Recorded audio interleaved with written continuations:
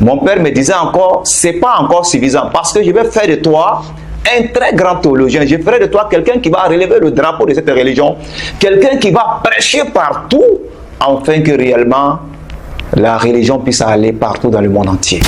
Son père, voulant faire de lui un grand théologien musulman, a utilisé les moyens qu'il avait à sa disposition pour envoyer son très cher fils dans les grandes écoles théologiennes afin que son fils devienne un théologien certifié dans l'islam.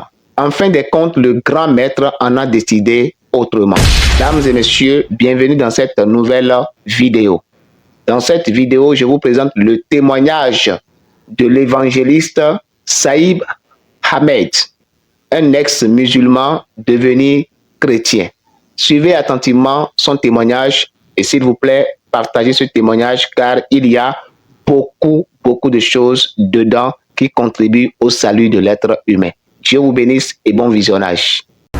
Alors, je suis né d'une famille purement musulmane, de père et de mère. Mon père est issu d'une grande famille théologienne. Ma mère aussi également issue d'une grande famille théologienne. Alors mon père en même temps était un grand commerçant. Quand je regarde un peu dans son passeport, quand je regarde le passeport de mon père depuis dans les années 54, 55, il voyageait déjà pour aller à l'étranger pour aller acquérir des marchandises pour venir vendre en Côte d'Ivoire. Il était un grossiste. Mon père avait réellement une grande responsabilité dans l'une des mosquées. Il donnait ses moyens financiers pour pouvoir avancer l'œuvre.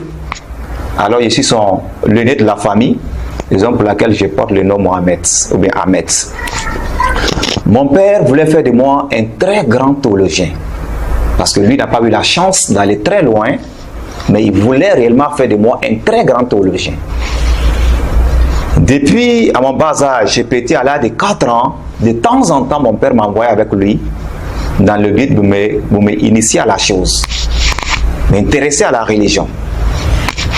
À l'âge de 6 ans, j'ai accompagné mes tantes.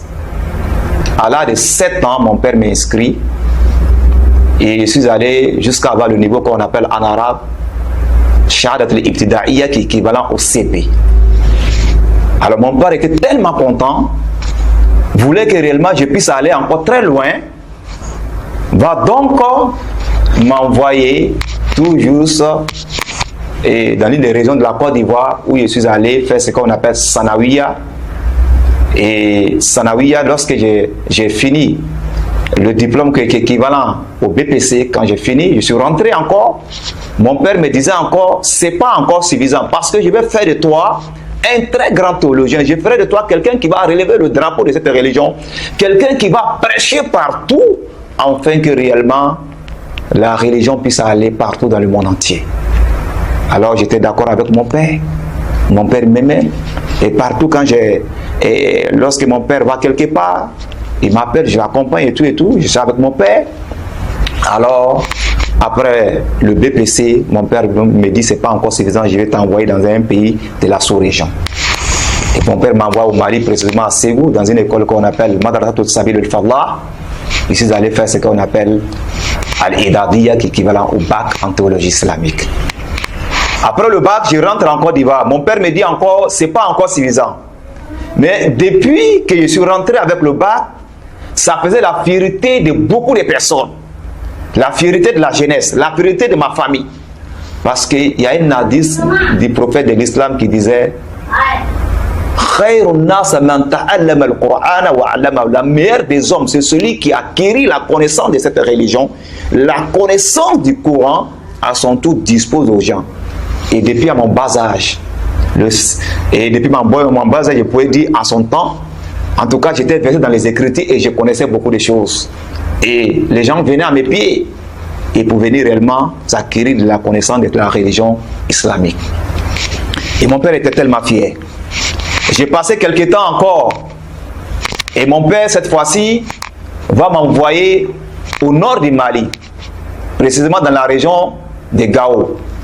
Et là-bas, je suis tombé sur un Touareg qui a fait son doctorat et au Koweït. C'est quelqu'un qui était versé dans les écritures de la religion de nos voisins, c'est-à-dire islamiques. Quelqu'un qui, en tout cas, qui avait beaucoup de biens. Et je pourrais donc comparer sa richesse avec la richesse de Job.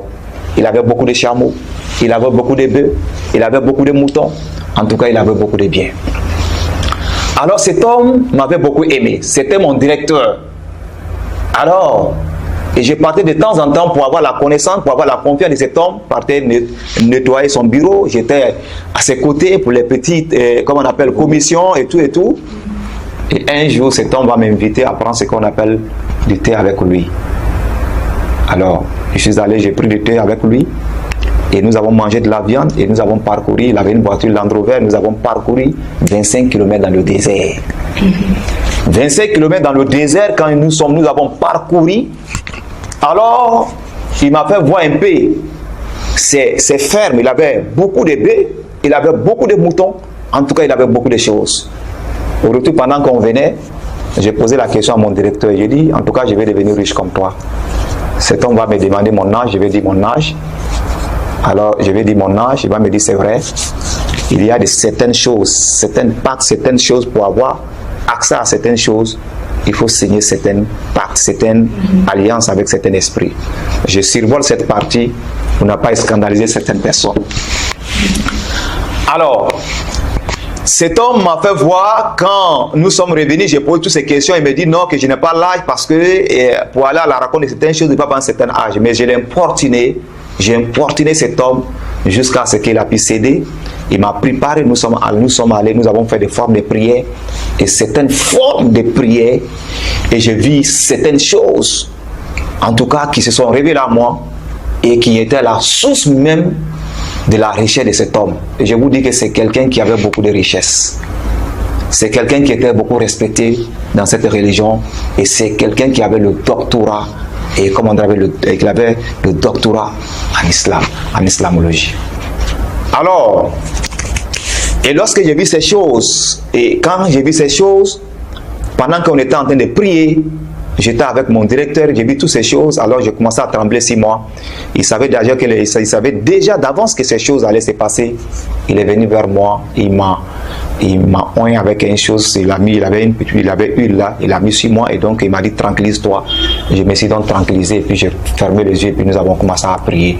Alors, par la suite, j'ai vu certaines choses qui se sont révélées à moi et pendant qu'on faisait. Alors, et j'ai fini mes études dans cette région. Les spécialités là-bas, c'était pour mémoriser tout le Coran entier. Je rentre en Côte d'Ivoire, mon père était tellement content de moi. Et je me rappelais, il avait payé plusieurs bœufs, des moutons, en tout cas tout ce qu'il faut, la nourriture, des bâches ont été dressées.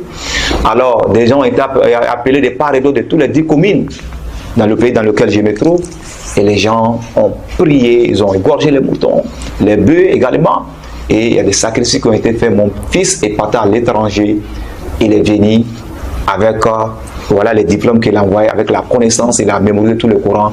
Ils ont fait une sorte d'agapé qu'on appelle walima, ils ont prié pour moi. En tout cas, tout s'est bien passé. Ok, après la fête, j'ai passé quelques temps à la maison. Alors mon père m'appelle, il me dit bon, en tout cas, c'est pas encore suffisant, je vais faire de toi un grand théologien, quelqu'un qui va faire la fierté de la famille. Mon père m'a envoyé dans un pays de la sous-région où je suis allé, j'ai fait d'autres choses, d'autres enseignements, j'ai appris au pied de plusieurs personnes et tout. Alors de là, je suis allé à l'université du Niger, Saï, où je suis allé continuer mes études. Mais il s'est trouvé que quand je suis arrivé là-bas, il y avait beaucoup de grèves. J'ai fait une demande en Algérie où je suis allé réellement faire une maîtrise en théologie islamique. Mais en Algérie déjà, nous étions formés contre la doctrine de Christ. Il suffit seulement que le professeur te voit avec une brochure en arabe qui parle de Jésus. Ce jour, il n'y a pas de coup. Il va vous monter contre la doctrine de Christ. Jésus-Christ n'a pas Dieu. Jésus-Christ n'a pas fils de Dieu. Et Jésus-Christ ne sera jamais Dieu. Et la Bible est falsifiée. Alors, il va vous monter contre la doctrine de Christ. Alors, donc, j'ai été formé contre la doctrine de Christ. Après mes études, je rentre en Côte d'Ivoire. Alors, j'ai été donc appelé pour être un professeur quelque part, enseigné dans un lycée islamique et puis quelque part. Et on m'a appelé pour seconder un imam qui était beaucoup avancé en âge. La responsabilité qui m'a été confiée, alors, c'était pour galvaniser la jeunesse. C'était réellement et pour encourager la jeunesse afin de pouvoir réellement faire de cette religion une religion unique dans le monde entier. Alors la charge qui m'a été confiée aller contre les ennemis de l'islam, tous ceux qui ne confessent pas tous ceux qui ne confessent pas le nom, le Dieu de cette religion. Alors je vais installer plusieurs associations telles que Al-Ansar, Al-Mujahideen, et j'ai galvanisé la jeunesse. Et partout, il y avait des conférences des chrétiens. Nous étions là pour perturber, pour ne pas que réellement le christianisme puisse aller de l'avant. Et je me rappelais nous avons eu même à incendier certains domiciles de certains pasteurs. Nous avons incendié certains lieux. Nous avons fait des incantations pour empêcher même les chrétiens d'aller réellement de l'avant. Et nous combattons l'Église par n'importe quel moyen, afin de pouvoir réellement empêcher. Pour nous, il n'y a pas de gens pour amener le peuple de Dieu à l'égarement si ce n'est que des pasteurs.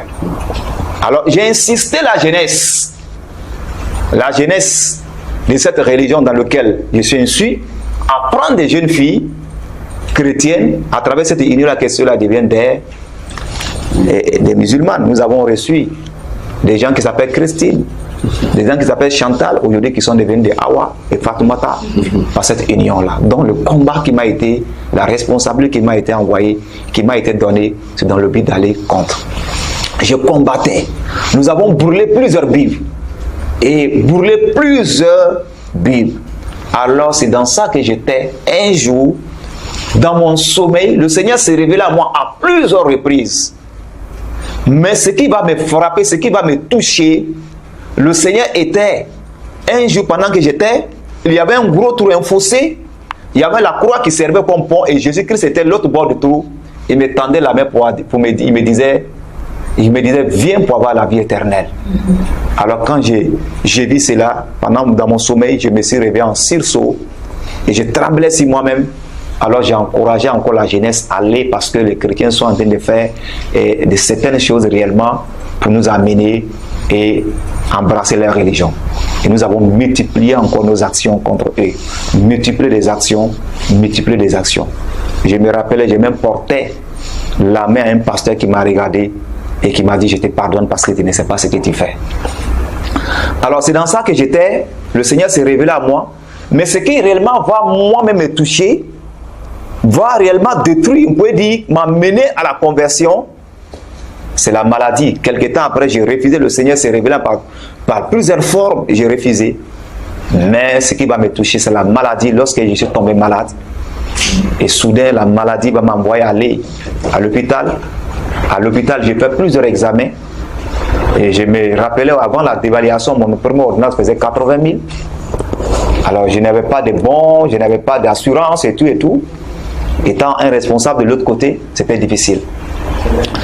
Alors, les médecins vont me dire, ton état là, en tout cas, on va essayer de t'opérer, mais c'est toujours pour te soulager, mais tu ne peux pas être guéri. J'ai été opéré 3 fois, on m'opère, ça guérit, mais le mal est là, 3 fois. Les Chinois, les médecins chinois ont mis des aiguilles, ils ont branché sur le courant, ça m'a secoué si je n'ai pas été guéri. Alors je me suis dirigé vers des amis qui m'ont aidé aussi à faire certains sacrifices, des moutons, des béliers, pour que je puisse retrouver la guérison. Et je n'ai pas reçu la guérison. Mon état ne fait que s'empirer jour en jour. Et la nuit, quand je me couche dans ma maison, je regarde le toit, je compte jusqu'à matin et je ne dormais pas. C'était des cauchemars, c'était des rêves bizarres. En tout cas, rien des choses allait dans ma vie. Et alors, c'est pendant que j'étais un jour en train de chercher la pharmacie de garde parce que mon médicament qui me soulageait était fini. Un dimanche, je partais, je suis arrivé, je suis en train de regarder la pharmacie de garde et tout la liste qui affichait sur les pharmacies. Et puis voilà un jeune qui vient vers moi, qui me connaissait. Il venait et dit, Oustaz, qu'est-ce qui ne va pas? Je lui ai dit qu'en tout cas, depuis un certain temps, je ne me porte pas bien, ça ne va pas. Il m'a dit, c'est vrai, je vois que vraiment tu as maigri et tout.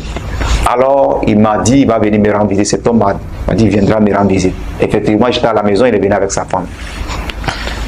Et quand il est venu, je lui ai donné de l'eau à boire, je lui ai donné la place.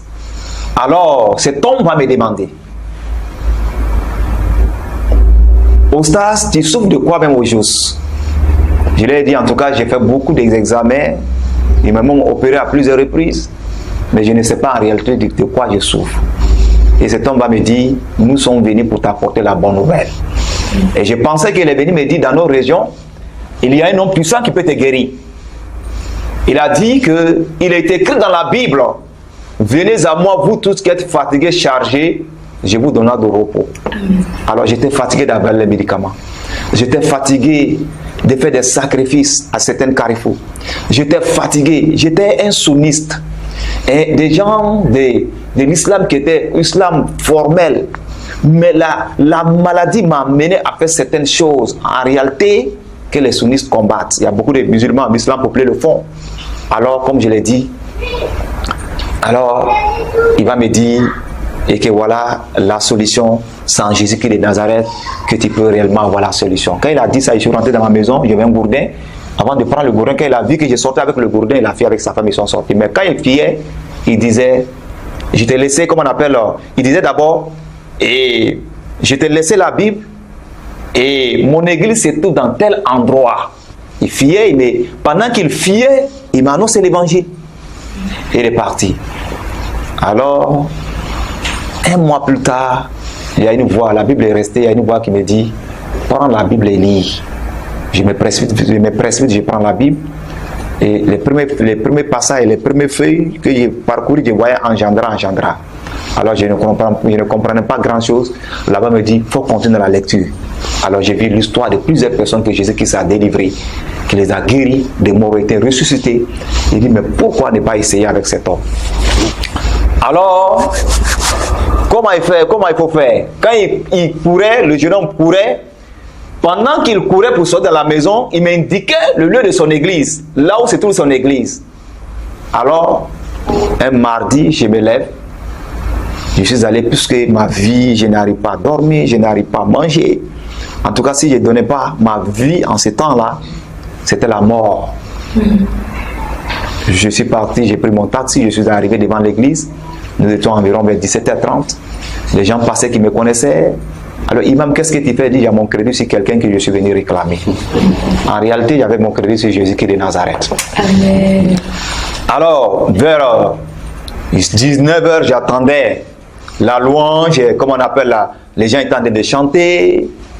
Et puis bon, et je regarde gauche à droite, s'ils vont pas, quelqu'un ne va pas me voir pour aller dire ça à la mosquée, et puis je courais et je suis rentré. Et lorsque je suis rentré, ce n'a pas été facile pour moi.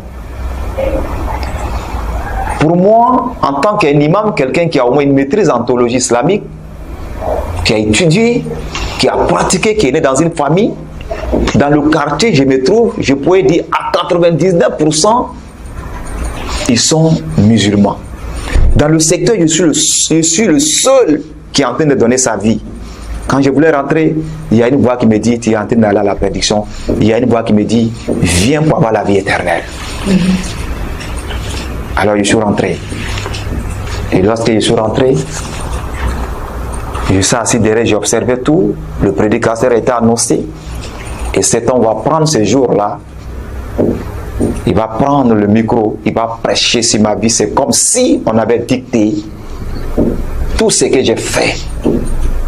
Il va commencer à prêcher. Tu as parcouru beaucoup de lieux, beaucoup des endroits. Et tu as été enseigné, tu as été même formé contre la doctrine de Christ. Mais laisse-moi te dire, aujourd'hui c'est ton jour de salut. Le Seigneur a préparé aujourd'hui pour te délivrer. Le Seigneur a préparé aujourd'hui pour te donner la joie. Alors, le Seigneur va faire quelque chose pour toi ce soir. Cet homme va prêcher, il va lancer l'appel et je suis pas parti. Après, amen final, je suis allé le voir. Le pasteur, et voilà mon problème. Le pasteur va prendre le temps pour m'écouter. Il va me donner à soi. Le pasteur va me dire, est-ce que tu es prêt à accepter le Seigneur comme sauveur et Seigneur? Je vais dire au pasteur, il y a une condition. Est-ce qu'aujourd'hui le Seigneur, votre Dieu Jésus, l'a été guéri? Est-ce que Jésus-Christ, si je meurs aujourd'hui, je vais aller au ciel? Le pasteur me dit, à l'instant même, le seul visa pour aller au ciel, il suffit seulement d'accepter le Seigneur en tant que sauveur et Seigneur. Les portes du paradis sont ouvertes pour toi. Et la maladie, si tu crois, tu as parcouru beaucoup d'endroits pour avoir la guérison, tu n'as pas eu. Mais tout de suite, le Seigneur va te donner la guérison. Amen. Cet homme va me dire, si tu veux, tu ouvres tes yeux, si tu veux, tu fermes, je vais prier pour toi. Et pendant qu'il priait, et soudain, il s'est tenu debout et puis il impose la main, il s'est identifié à moi. Quand il priait pour moi, la main est si ma tête, que je suis tombé, je commençais à serpenter. Et il a commencé ces jours-là dans un lieu de culte avec mon bonnet. Je n'avais pas assez de barbe, mais en tant qu'un moudjahidine, je vais la barbe, le pantalon sauter. Et pour moi, en tout cas, et ces jours-là, j'ai été délivré. Moi qui ne dormais pas, je suis allé à la maison, j'ai dormi ces jours-là jusqu'à 8 heures. Et le Seigneur va me donner quelque chose que je n'ai jamais expérimenté. La joie, la paix du cœur. J'ai été délivré dans mon âme, j'ai été chose. Alors, j'ai été délivré. Je viens de courager le Seigneur. Le Seigneur m'a délivré de la maladie. Moi qui ai été opéré à 3 fois, 3 reprises. Moi qui ai été condamné par la médecine, qui a été condamné, même, je me rappelais, un prophète de l'autre côté, c'est-à-dire qu'un prophète de Baal, m'a regardé mes doigts, mes bras. Un prophète qui venait d'une région qui n'est pas chrétien a regardé mes bras. Il me dit que toi, tu ne vas pas vivre longtemps. Il te reste quelques temps. Mais voilà Jésus-Christ qui vient de me communiquer la vie. Amen. Il vient de me communiquer la joie. Amen. Il vient de me communiquer la paix du cœur. Je suis converti. J'ai donné ma vie. Alors je suis allé à la maison. Et je suis allé à la maison. Le pasteur me disait, dimanche tu viens. Il a pris tous mes contacts. Dimanche je suis arrivé. Et dans cette église-là, quand je suis arrivé, la salle était presque remplie. Et je me suis mis quelque part. Bonnet dans ma tête. Tous ceux qui venaient me regardaient, mais celui-là, c'est pas quelqu'un, c'est pas un chrétien, mais qu'est-ce qu'il fait là? Les gens me laissaient parce que les gens avaient peur de moi. Et pendant que j'étais assis, je regarde à gauche, je regarde à droite, en plein culte. Je vous assure que je voulais me lever parce qu'il n'y a pas quelqu'un qui me ressemble avec mon niveau d'études et puis avec tout ce que j'ai, tous les parcours, l'honneur que j'ai de l'autre côté, mais qu'est-ce que j'ai fait dans un endroit et tout et tout. En même temps, il y a une prophétie dans l'église. Dieu passe par une femme pour dire, ne regarde pas en arrière, c'est moi l'Éternel qui t'avait choisi depuis dans le ventre de ta mère. Et je t'ai amené à parcourir tous ces pays pour être enseigné dans cette doctrine afin de pouvoir enseigner mon église. Amen. Le temps convenable, je te ferai parcourir le monde pour que tu puisses témoigner de toutes ces choses. Alors, pendant l'adoration, ce que je vais remarquer encore, raison pour laquelle lorsque nous devons aller dans la maison de Dieu, il faut se préparer, le culte se prépare. Seigneur, parle-moi. Seigneur, je vais te transformer. Seigneur, je veux que tu me parles. Seigneur, je veux que tu me parles à travers la louange, l'adoration. Seigneur, je veux que tu me parles à travers la prédication. Quand je suis rentré dans cette église, c'est vrai, je ne sais pas. Mais le Seigneur, pendant que j'étais assis, le Seigneur ouvre mes yeux. Je voyais les anges qui se joignaient au peuple de Dieu. D'autres étaient couchés. Les anges qui se prosternaient dans la louange. Les anges se prosternaient. Je voyais la gloire qui était répandue dans cette église. Et je voyais le visage de plusieurs chrétiens qui étaient rayonnants, rayonnants. Et je voyais d'autres chrétiens le visage était froissé parce que réellement ils n'étaient pas dans la victoire. Et quand le culte est fini, chacun venait saisir, serrer la main. Alors moi on me laissait, personne n'est venu vers moi et tout et tout. Et puis après je pris le chemin. Pendant que je partais, le Seigneur me prévoyait voir des images. Et que je venais de voir que Jésus-Christ que j'ai tant combattu, que j'ai tant envoyé des gens dans cette religion, ce Jésus-Christ-là est vrai. Jésus-Christ, la réalité, ça n'a rien avec le Jésus-Christ qui est prêché dans les livres saints. Ici, Jésus de la Bible est différent parce que Jésus là, il m'a délivré totalement, il m'a guéri en l'instant, j'ai été délivré de la maladie. Alors, je voyais maintenant la prédiction de mes parents et je voyais toutes ces personnes que j'envoie à l'égarement. Qu'est-ce qui va se passer? J'arrive à la maison, je rentre dans ma chambre, j'ai fléchi chez nous, je ne sais pas comment prier, mais quand même j'ai commencé à prier pour mes parents. afin que réellement le Seigneur puisse se révéler à eux, afin que le Seigneur puisse permettre qu'ils se convertissent. Moi qui attends combattre cette religion, je viens de voir la vérité. Quel est le sort? Moi, je suis converti, quel est le sort de mes parents maintenant? Et j'ai commencé à intervenir. Pendant que je priais, le Seigneur me fait transporter dans une vision. Et la vision, j'étais comme j'étais transporté sur un cheval qui avait des ailes qui m'avaient transporté. Et il me faisait voir la terre. Et je voyais donc la terre qui avait la lumière dans plusieurs endroits. Dans plusieurs endroits, j'ai posé la question. Il me dit, dans les endroits où tu vois la lumière, c'est les églises qui font ma volonté, qui font l'œuvre de Dieu, qui évangélisent, qui vont même jusqu'à dans les endroits où se trouvent des musulmans pour leur apporter l'évangile. Et voilà les chrétiens qui se mettent à la brèche dans la prière et intercéder pour que l'eux puisse aller de l'avant. Voilà les chrétiens, les maisons que tu vois, voilà les chrétiens qui donnent leurs moyens financiers, qui ne peuvent pas aller, mais qui donnent pour l'avancement de l'œuvre de Dieu. Mais à un moment donné, je vois tous ces lumières ont commencé à s'éteindre. Il dit voilà, cette religion a commencé à gagner du terrain, a commencé à prendre partout. Et même aujourd'hui, les chrétiens qui sont censés aller évangéliser, les pasteurs qui sont censés aller évangéliser, les chrétiens qui sont censés à se mettre réellement à la brèche dans la prière pour que l'œuvre de Dieu puisse aller de l'avant, et tout le monde a baissé les mains. Raison pour laquelle les ténèbres sont en train d'être avancées. Le temps viendra où réellement tu vas parcourir toutes ces églises pour enseigner ces choses. Alors, et toutes ces choses, j'ai vu ce Seigneur m'a fait révéler. Et je me suis rentré, je suis assis au salon un jour et puis je réfléchissais. Je réfléchissais, comme je l'ai dit, et tous ces endroits où j'ai parcouru et suis allé et tout et tout. Le Coran me donnait une mission. Hal adullukum ala tijaratun tunjikum min azabin alim tu'minuna billahi wa rasulihi wa tujahiduna fi sabilillah bi amwalihim wa bi anfusihim. Je vous donne une sorte de commerce qui va donc multiplier vos œuvres. Cette révélation, le verset, la révélation a été donnée à Mohammed pendant que dans son dernier pèlerinage sur le mont Arafat à la Mecque. Il dit, l'année prochaine, ne va pas me trouver sur cette montagne. Mais voilà, je vous donne une sorte de commerce qui va donc multiplier vos œuvres. Et la commerce, c'est quoi? Il dit, allez faire de toutes les nations des disciples. Combattez, c'est-à-dire de toutes les nations des disciples, en donnant les moyens financiers, en exhortant le croyant musulman à donner leurs moyens financiers pour que l'eux puisse aller de l'avant. Il dit qui veut dire votre richesse, ceux qui n'ont pas les moyens peuvent donner leur corps et âme et bien pour faire avancer. Et j'étais fier de moi quand j'étais encore, comme je l'ai dit, j'étais encore musulman. Je me rappelais, le Coran dit, Mohamed tapait sa patte, il dit Hubbul Arab al-Salasa li an al-Arabi wa Quran al-Arabi wa lisan al-Jannah al-Arab wa lisan al-Jannah al-Ahl al-Jannah al-Arabi.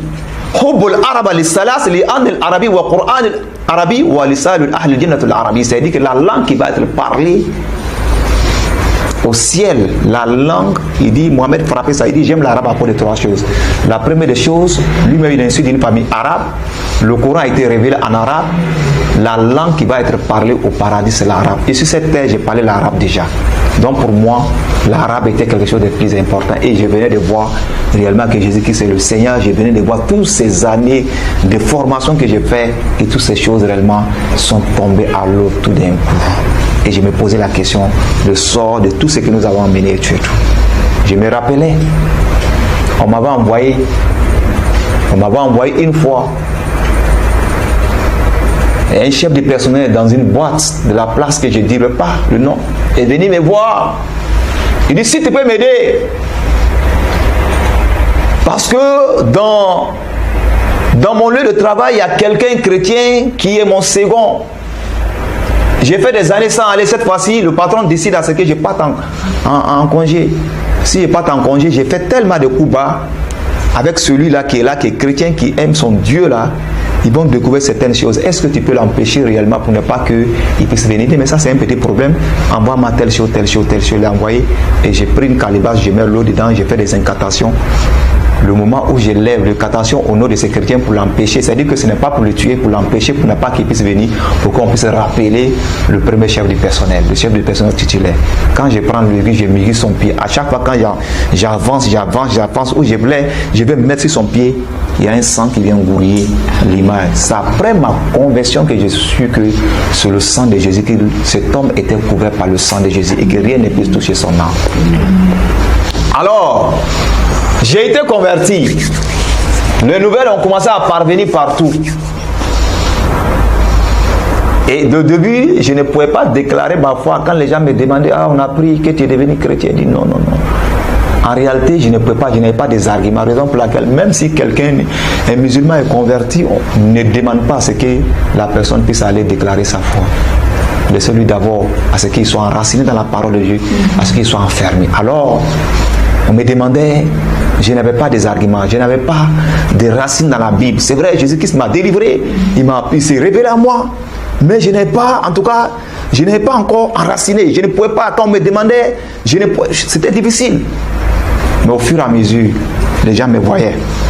Jusqu'à ce que j'ai fait le coup de base, le coup de baptême. J'ai été baptisé. Après mon baptême, alors les nouvelles partout. Les gens m'appellent de gauche à droite, on ne te voit pas et tout, qu'est-ce qui ne va pas? Un jour, mon oncle qui était chargé de l'éducation de la famille va donc m'appeler. C'est mon oncle qui était chargé de l'éducation de ma famille va m'appeler. Il va dire, Ahmed, si je viendrai te voir, ne sors pas. C'était un vendredi nuit. Dans la soirée, ne sors pas, samedi matin, je viendrai te voir. Alors c'est mon oncle. Et nous, chez nous, le respect pour ton oncle, le respect pour quelqu'un qui est âgé, c'est très très important. De sorte que quand ton oncle te parle, ou bien ton oncle vient, tu ne le serres pas la main, tu lui donnes ton épaule et mets la main dessus. Alors, il m'a appelé, il m'a dit ne sois pas. Et donc moi, je ne savais pas ce qui m'attendait le lendemain. Pendant que je dormais la nuit, vers 2h du matin, il y a quelque chose qui me réveille. Je me réveille en sursaut, je regarde autour de moi. Je ne vois personne. Je me recouche encore. Vers 2h30, la même chose. Quelque chose me tape. Je regarde autour de moi, je regarde. Je suis venu au salon, personne. Et puis je suis venu me mettre là, j'ai commencé à intercéder. Vers 5h du matin, j'étais parti que je me suis couché. Je me suis couché. Alors, vers 7h, j'ai tellement dormi, vers 7h, j'attends, on frappe à ma porte, Je me suis levé en sursaut, je me précipite vers la porte, je ouvre. La cour était remplie des imams. Mon oncle avait appelé toute l'association, les différentes associations dans lesquelles je me trouvais, et l'ensemble de tous les mois. Aujourd'hui, nous allons partir. Le voir. S'il renonce à sa vie, nous avons les moyens pour le tuer, pour finir avec sa vie. Et puis, pour faire paix, nous avons les moyens. Donc, ils sont venus un peu pendant que je dormais, ils ont fini les prières de 4h, 5h du matin. Un peu, ils sont venus. La cour était chaude, le portail était fermé. Et quand j'ai ouvert la maison était remplie. Et tous les moyens étaient là. Et j'ai fermé la porte. Et je commençais à courir dans la maison. Oh Seigneur Jésus, le pasteur qui m'encourageait n'est pas là. Le frère et sœur qui me soutiennent dans la prière, personne n'est là. Alors, qu'est-ce que je vais faire devant cette situation? Et c'est vrai, j'entendais la voix de Dieu, mais cette fois-ci, je suis devant une situation, que faire? Ils sont prêts, en tout cas, comme la Bible dit dans Jean 16, je vous dis ces choses pour ne pas que ça soit une occasion de chute. Ils vous excluent de synagogue. L'heure vient même, quiconque vous fera mourir, croira un culte à Dieu. La Bible dit qu'ils jasit ainsi parce qu'ils n'ont ni connu le Père et ni moi, c'est-à-dire ils n'ont ni l'amour du Père et l'amour du Fils que Jésus-Christ de Nazareth. L'amour de Jésus n'a pas en lui. Alors, et quand j'ai vu, je commençais à courir dans la maison, la porte fermée. Il m'attendait. Et je commençais à courir. Et Seigneur, je suis mort. Je vais faire comment devant cette situation? Parce que dans cette religion, quand quelqu'un s'est converti, on met le Coran et les hadiths devant lui. On lui donne 3 jours. Tu refuses de renoncer à ta vie, on renonce à ta vie, on te voilà, renonce ta foi, on te tue, c'est pour un culte à Dieu. Alors, vu ces choses, qu'est-ce qu'il faut faire? Je commence à courir. Il y a une voix audible qui me fit entendre. Ils te feront la guerre, mais ils ne te vaincront pas. La voix me fit encore, toute arme forgée contre toi sera sans effet. Et je disais, mais c'est pas ça que j'ai besoin. J'ai dit, il y a une situation qui m'attend. Et la voix commençait encore de façon audible. Cette voix sonnait jusqu'à il y avait la chair de poule. Et mon oncle me disait, toi, kafir, tu es devenu aujourd'hui un kafir. Sors! Et tu viens parce que nous avons des choses à faire. Alors je suis sorti. Ils ont mis un petit tabouret. Je suis assis sur le petit tabouret. Pendant que je suis assis sur le petit tabouret, à 5 mètres d'eux, mon oncle qui était chargé de l'éducation de la famille prend la parole. Et nous t'avons envoyé à l'étranger pour aller acquérir des connaissances. Ton père est décédé maintenant, mais celui il a donné tout ce qu'il faut. Ton père t'a assisté, il t'a aidé. Et tout ce qu'il faut, ton père t'a donné. Tu faisais la fierté de tout le monde. Aujourd'hui, voilà ta mère, ta maman. On a été hospitalisé à cause de toi parce que tu fais la honte de tout le monde. Tout le monde nous insulte.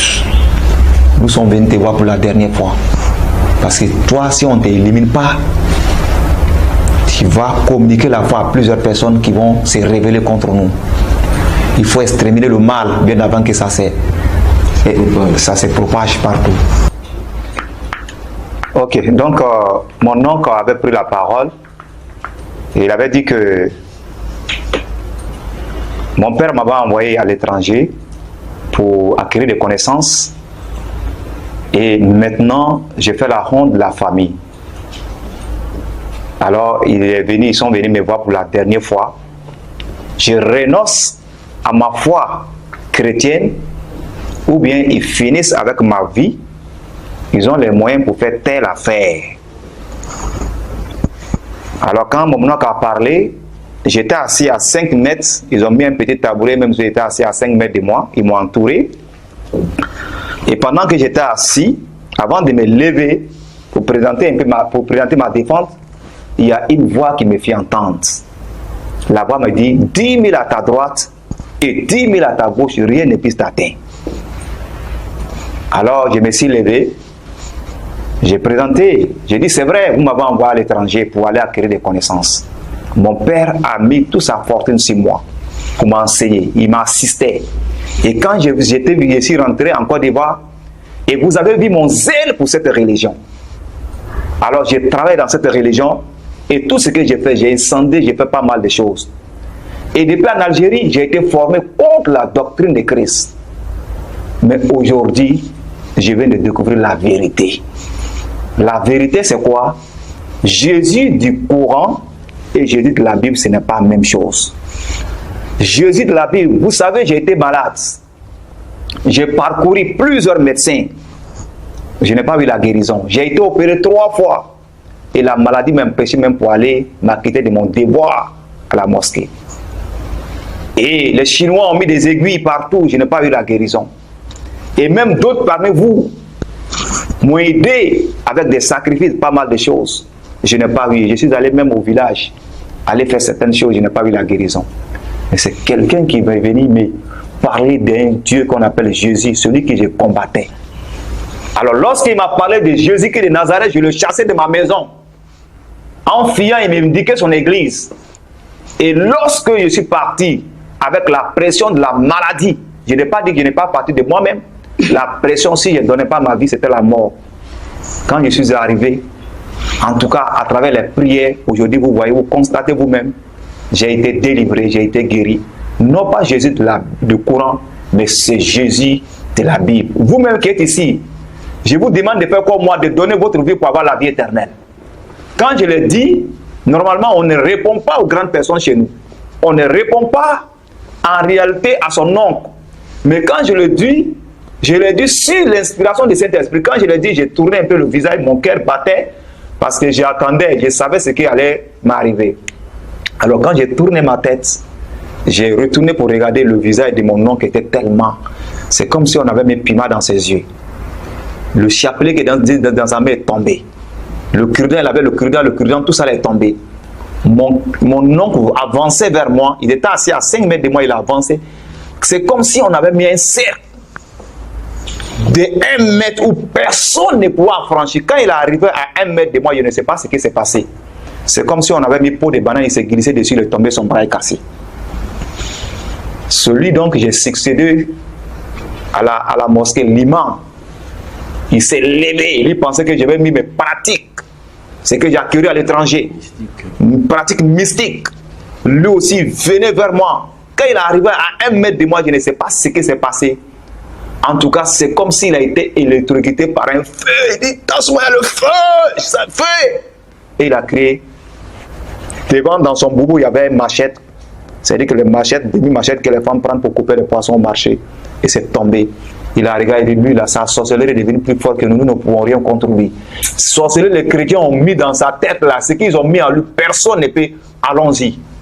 Ils ont ouvert le portail. Ils sont sortis. Je rentre dans ma maison. Je suis en train d'examiner tout ce qui venait de se passer. Je vois quelqu'un qui est tombé. Je ne l'ai pas touché. Voilà le vieux qui se lève. Lui aussi, il a crié. Mais qu'est-ce qui se passe? Il y avait un combat entre le ténèbre et la lumière que moi, je ne voyais pas, mais le Seigneur menait pour moi. Amen. Parce qu'il a dit, je serai avec vous tous les jours jusqu'à la fin du monde. Alors quand cela s'est passé, je suis rentré dans la maison. Quand je suis rentré, j'avais une Bible en arabe. Une voix me fit, pendant que la Bible, une voix me dit, prends ton livre saint. J'ai dit, mais quel livre? J'avais le Kitab al-Muqaddas, le livre saint. J'ai pris la Bible. Et puis il y a une voix, la maison est fermée, il n'y a pas de ventilateur, il y a une voix qui a commencé à souffler les feuilles de la Bible. Il y a une main qui vient se poser, il dit, je te dis ces choses pour ne pas que ça soit une occasion de chute pour toi. L'heure vient. Quiconque te fera mourir croira à un coup de main. Je te dis ces choses pour ne pas que ça soit. Parce qu'ils n'ont ni connu le Père, ni moi raison pour laquelle ils agissent ainsi. Cette voix a commencé à me fortifier. Commencé à me fortifier pour dire qu'il y a des épreuves plus grandes qu'elle. Alors, toutes ces choses sont passées. Quelque temps après, mon beau-père vient sur ses pas. Mon beau-père m'avait donné sa fille à cause de ma foi, à cause de mon zèle, à cause de mon intégrité qui était intégriste pour cette religion. Il dit, c'est toi qu'il faut, il m'a donné 10 000. Il a donné pour que tu puisses payer la dot. Alors il est venu, il dit, pour ne pas que tu puisses contaminer la foi de ma fille, avec l'enfant que tu as eu, je suis venu reprendre. Chose. Il a tout pris pour partir. Mais le Seigneur m'a fortifié. Alors je suis resté pendant 14 ans à l'église, dans le groupe de prière, l'évangélisation. Je vais dans les marchés, je vais dans le point de deuil, pendant que là où les musulmans sont, partager l'évangile avec eux. Dans les marchés, partager l'évangile avec eux. Jusqu'à ce que le Seigneur, un jour je suis là, le Seigneur me présente une jeune dame et le Seigneur me dit, voilà ta femme. Je suis marié aujourd'hui et nous avons 3 enfants. Nous vivons, en tout cas le Seigneur m'a béni et le Seigneur continue de faire des miracles, des prodiges. Voilà, que le nom de Dieu soit Amen. béni. Voilà, Amen. que le nom de Dieu soit béni. Donc je pouvais m'arrêter, comme je l'ai dit, j'ai survolé beaucoup de choses. Voilà, on peut s'arrêter là. Voilà. Évangéliste, après tous ces attaques-là, est-ce qu'ils ne sont pas revenus pour vous menacer, pour venir chez vous, pour vos amis avec qui vous étiez dans ces différentes associations? Est-ce qu'ils ne sont pas venus, n'ont pas continué à vous menacer, tout ça? Qu'est-ce qui vous a encouragé, qu'est-ce qui vous a motivé à rester avec le Seigneur Jésus? Ok, il y avait à plusieurs reprises, j'ai été l'objet de plusieurs attaques. Oui. Chez moi à la maison où des gens sont venus pour venir ôter ma vie. Mais à chaque fois, en tout cas, le Seigneur était là pour me donner la victoire sur mes ennemis. Amen. Et pendant qu'ils viennent, en tout cas, la main de Dieu, le Seigneur, je ne peux pas rentrer comment les choses sont passées, mais le Seigneur m'a donné la victoire où je leur ai prêché l'évangile et puis leur donné une Bible. Et même en dehors, quand je vois d'autres personnes, je leur dis assalamu alaikum. Mais pourquoi tu nous dois assalamu alaikum? Des agressions. Je dis, mais assalamu alaikum, vous ne connaissez pas l'origine de l'assalamu alaikum. Le assalamu alaikum, c'est biblique. La version coranique dit, la tadkhulu buyuti ghayra buyutikum hatta tasta'nisu wa tusallimu ala ahli. Ne rentre pas dans une cour qui ne vous appartient pas. Dites d'abord quel salam alaikum, c'est cette maison. dans Luc 5, verset 10, verset 10-5, vous allez voir que Jésus-Christ, avant Jésus-Christ, envoyé, c'est dit dans quelques maisons que vous rentrez, dit d'abord que la paix. La version arabe dit, il dit, dans quelques maisons que vous rentrez, dit d'abord la paix. Ça veut dire que la Bible est plus ancienne que le Coran. Ça veut dire quelque part, assalamu alaikum, c'est pour nous les chrétiens. En réalité, c'est des choses qui ont été copiées par les musulmans et en profitent de ça pour choses. Sinon, en réalité, ça est dans la Bible. Il dit dans quelques maisons que vous rentrez, dit d'abord que la paix si soit cette maison. Évangéliste, avez-vous eu déjà à gagner des ex-musulmans, des musulmans comme vous? Nous avons plusieurs musulmans qui sont avec nous, qui sont convertis, qui déclarent leur foi de façon publique. Et il y en a plusieurs qui sont à l'ombre. Nous avons des Arabes, je pourrais dire, des Libanais, nous avons des Marocains, nous avons en tout cas plusieurs personnes qui sont converties, qui vivent leur foi en cachette. Alors d'autres, nous ne demandons pas à cause de leur communauté, qui sont beaucoup représentés, pour ne pas que ça puisse créer, nous les demandons de vivre leur foi en cachette. Il y en a plusieurs. Mais le problème qui se pose, en réalité, ils sont convertis, mais l'encadrement de ces personnes-là, c'est très difficile. Nous n'avons pas les moyens financiers.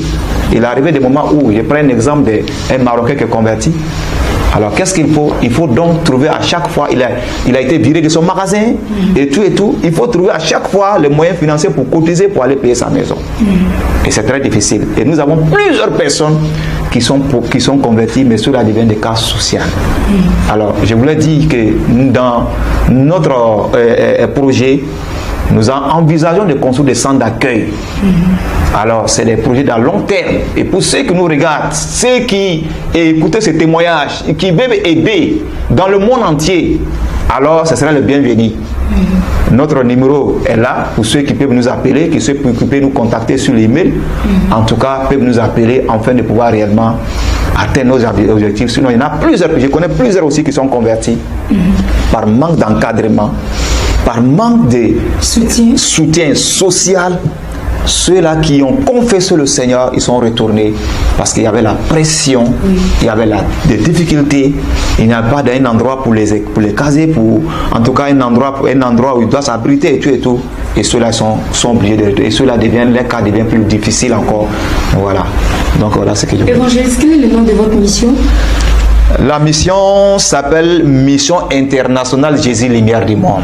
Parce que c'est Jésus qui est la lumière. Celui qui m'a éclairé, celui qui s'est révélé à moi, celui qui a permis aujourd'hui que je sois là où je suis aujourd'hui. Donc il est la lumière du monde. Sans Jésus, il n'y a pas de lumière. Voilà. D'accord. Évangéliste Ouattara, pouvez-vous dire quelque chose aux téléspectateurs de Kasarima TV? Je suis émerveillé comme vous. C'est un témoignage que je sais, que je connais, mais à chaque fois que c'est rendu, et voilà, je suis toujours émerveillé, cela vraiment m'édifie. Et je voudrais dire que l'œuvre de l'évangélisation est axée sur l'amour. Oui.